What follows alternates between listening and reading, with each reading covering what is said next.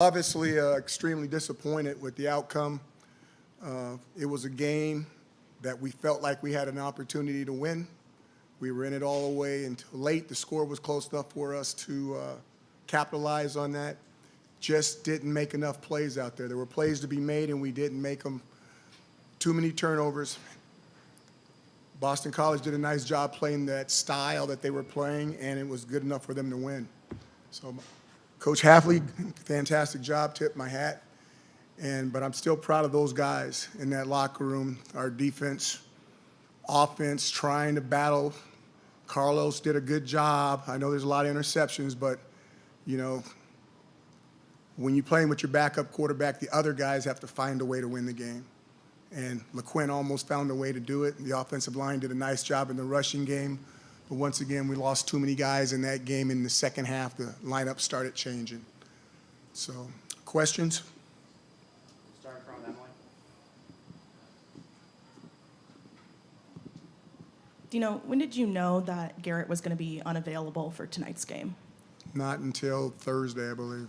So he practiced most of the week? He didn't practice at all. He didn't practice at all. So he came out of the Virginia Tech game and was completely out for the whole week?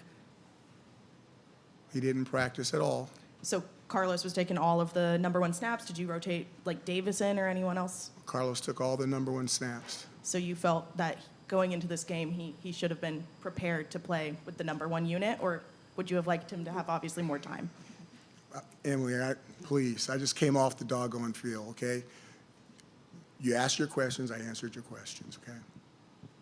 Henry. Coach, what went into placing Jason back on the sidelines instead of up in the booth? Was that just a difference? With Carlos being down, I thought it would be better for him to be down there. That was Jason's decision to come down with Carlos. Do you think it made a difference at all in some aspects of the game, or? You would have to probably ask Carlos. We'll go all the way and back to Mario, and then back up front to Chris.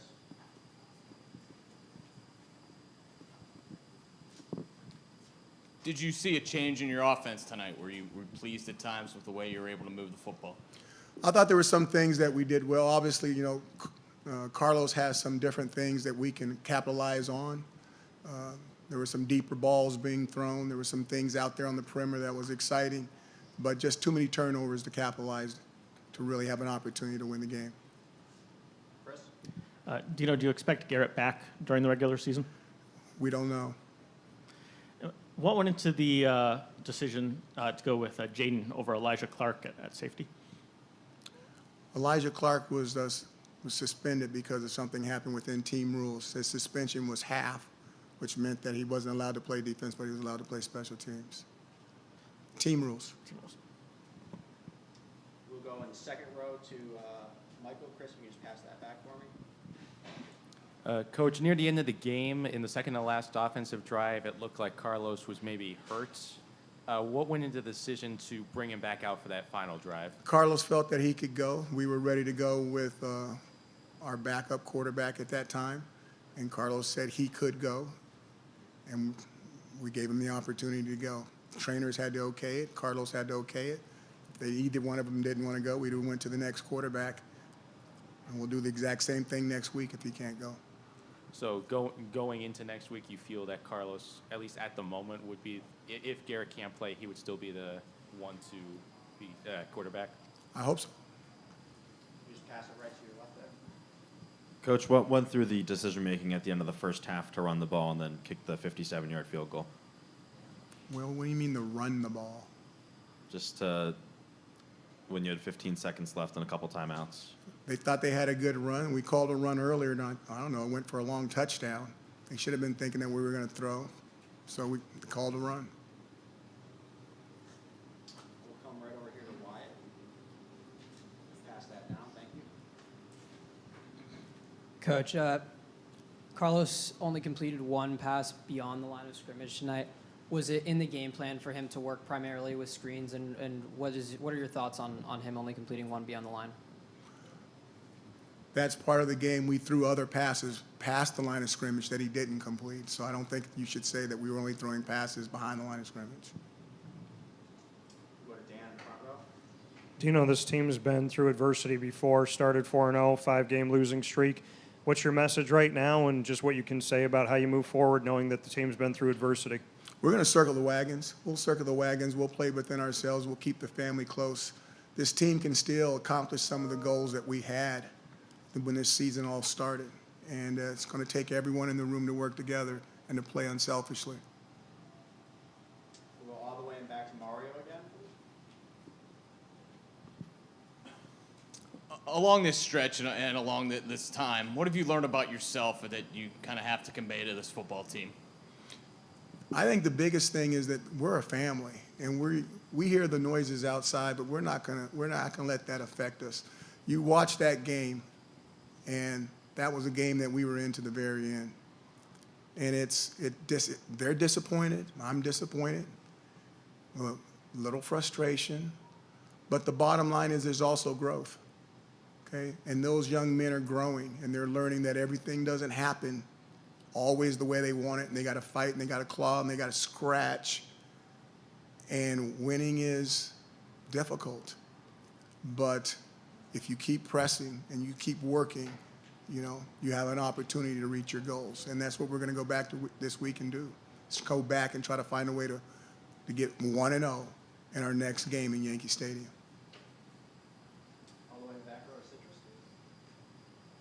Coach, a few dropped interceptions throughout the game, particularly in the first quarter. Is that something you guys want to focus on in practice going forward? We work with those guys a lot. I thought some of those catches were, I wouldn't say easy catches, but they were catchable. And it was disappointing that we didn't come up with one. I can visualize, I think, 3 of them.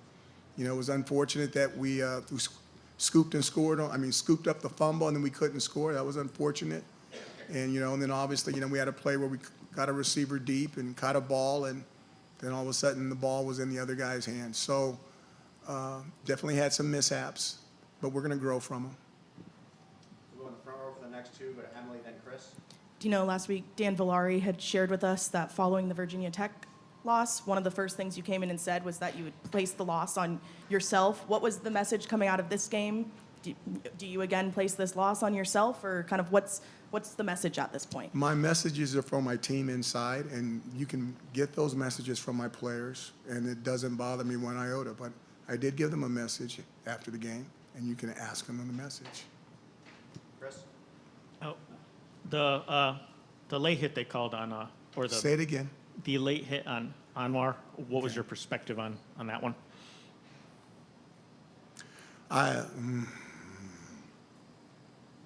It's a very difficult situation for a person to be in.